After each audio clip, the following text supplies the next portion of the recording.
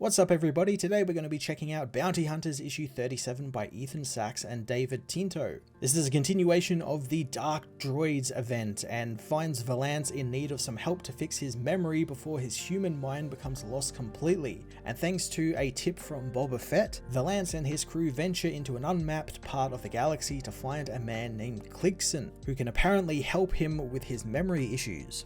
So far, all of the Dark Droids tie-ins have been pretty good at giving the book some stakes and decent ties to the Scourge's story, but this book felt a little light on it. It's mostly about JANGO Fett and his ties to Tar Clixon, one of his partners who needs medical aid, and he goes to a group of free droids his family have been protecting since the High Republic era. The story cuts from Jango's story to Valance's story, but Valance's story feels a little underdeveloped, especially since it's mostly just characters standing around in a hangar bay just talking about why they are standing around in a hangar bay. I get it's all just set up for the ending of the issue, but it's just a waste of these really interesting and cool characters we've been following for 37 issues. The only proper ties to the Scourge come when 4LOM and Zuckuss go off on their own and are swarmed by Scourge droids. But apart from that, it's more focused on the free droids that we've seen with Ajax Sigma. However, this group seems to be more or less separate from them, which is weird considering it means that they have just been kind of like a third party that just happens to be revealed during this droid-centric event. They do mention that they are part of Ajax group, but the way he's written in the main Dark Droids book, it seemed that Ajax was kind of limiting where his people were spreading to and keeping it sort of contained within the big church that he has and church colony he has, with a few spies dotted around the galaxy in key places to keep him informed on what is happening, not completely different space stations filled with droids. The big reveal comes when the droids are, surprise, evil. However, it's not really confirmed whether the droids are evil because of the Scourge or just evil because they don't like humans. It's very confusing, and it's here we find out that Clixon is still very much alive, and now he is a cyborg human hybrid intending on transferring their mind into Valance's and wiping out his failing human memory. Also, they can take control of his weapon of a body. While past issues have dealt with Valance's memory loss well, specifically the last couple of issues, this one treated it like an afterthought, which is a shame since it's just so interesting having this character who has gone through so much just in the pages of these books just to try and fight and find a life for himself and a life for the people he loves, and to have those memories start to fade in his mind. It's just so tragic, and it's such a shame that it gets really underused here, especially when what little we do gives the story so much more weight and stake. Bounty Hunters issue 37 was a real mixed bag of an issue. Valance's failing memory plot is an extremely engaging and rewarding story to follow, especially having read a lot of the character for so long, but the way it just drops it to try and jam itself into Dark Droids is surprisingly ham-fisted for Sachs, since usually he's pretty good with the stories and getting them well fleshed out. He is hoping that now the actual event is in the book proper and the characters are now involved in the story, it can straighten itself out over the next couple of issues. I'm going to give this issue a 6 out of 10.